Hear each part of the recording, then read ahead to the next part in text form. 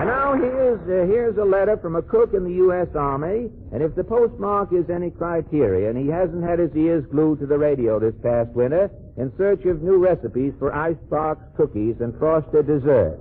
It's from Private LFJ somewhere in Alaska, who says, Dear Command Performance, on one of our shows you gave us the season's most popular songbird, Dinah Shore. On another you gave us the songbird of the South, Kate Smith.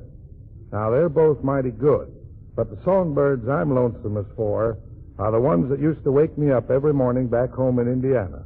That sure would be sweet music to my ears. Well, Private, I think this specially made recording is the answer to your request.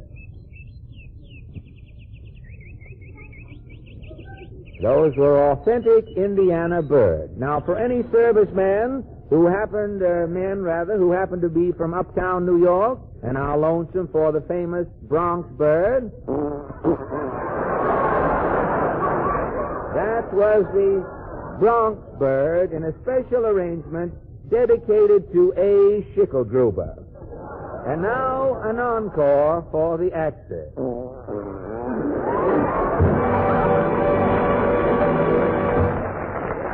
We extend our brotherly sympathy and understanding to Lieutenant R.J.L., who writes, Dear Command Performance, a couple of years ago at Columbia University, we chose Madeleine Carroll as the girl we'd prefer to be stranded with on a desert island.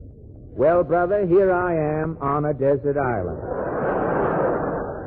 And I don't want to be obvious, so let me put it this way. I'd like to have Command Performance give us Madeleine Carroll. Lieutenant, kick the sand out of your shoes and get a good grip on yourself, for here she is, glamorous, beautiful, charming Madeleine Carroll.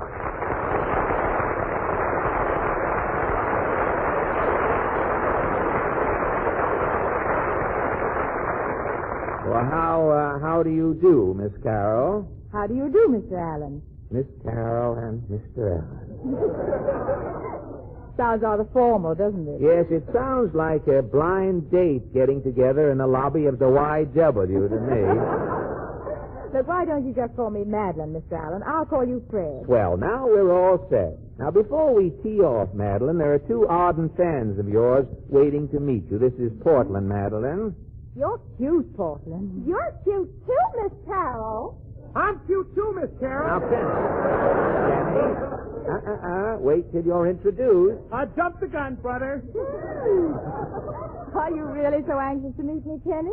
I ain't here waiting for a streetcar, sister. Kenny Baker, where are your manners? Look, brother, there's no time for manners. This is the primitive Baker talker. Primitive Baker with two pairs of pants, yes. And this is the Neanderthal Allen talking, Primitive Baker. Now, you drop your caveman approach, and you say something nice to Miss Carroll. Well, I saw your last picture, Bahama Passage, Miss Carroll. Did you like it, Kenny? Gosh, there was one scene I'll never forget. Which one was that? It was a love scene. It was night.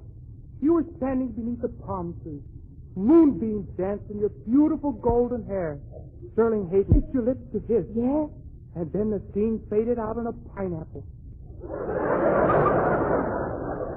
Gee, it was beautiful. You know, Miss Carroll, there's one thing I wanted to know. What was that, Kenny? Was that a real pineapple? Now go away. Please, Kenny, Madeleine and I have a rendezvous with the cliché here. Okay, but I'll be back, Miss Carroll. Now, don't bother. Now, Madeleine, let's talk about you. What is your ambition, your hobby, your telephone number? I haven't any hobbies. My telephone's cut off, and the last picture I made at Paramount hasn't been released yet, so, well, I really haven't anything to talk about. Gad, a Hollywood actress with nothing to say? This interview will make radio history. Yes, I don't smoke, don't use any special shampoo, and I haven't got a sweater to my name. You're just a home girl, Madeleine, and I'm going to see that you get home tonight. Oh, thank you, Fred. Tell me, have you ever seen me in pictures? Yes, Fred, I have. You're not just saying that to be nice. Have you really seen me in pictures? Honest, I have the dishes at home to prove it. Well, tell me, Madeleine, why can't I make good in Hollywood? I can't understand it, Fred. You have Errol Flynn's hair. Yeah? You have Don Amici's eyes. Yeah? You have Tyrone Parr's profile. Yeah? I can't understand it, Fred. What? On you, it comes out Boris Karloff.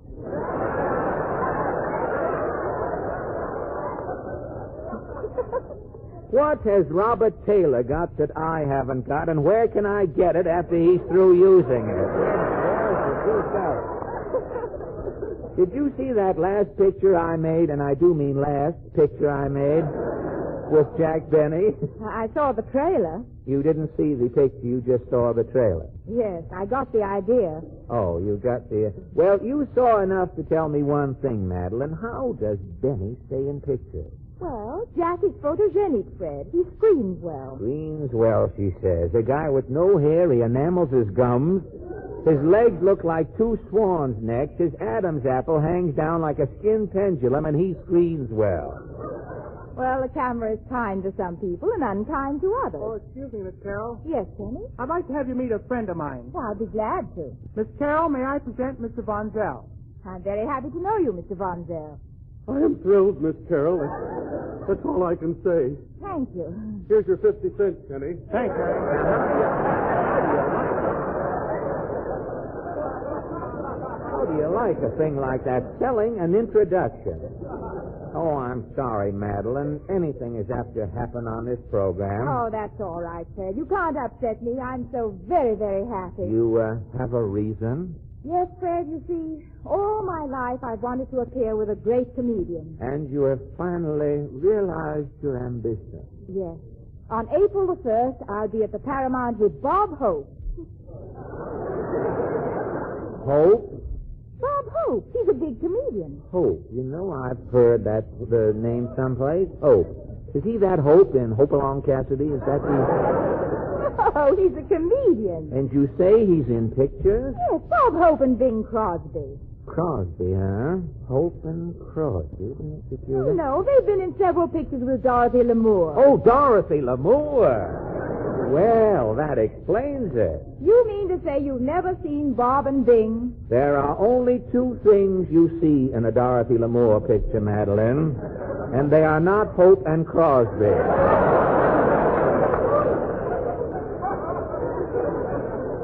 What are the two things, Fred? Dorothy and her sarong.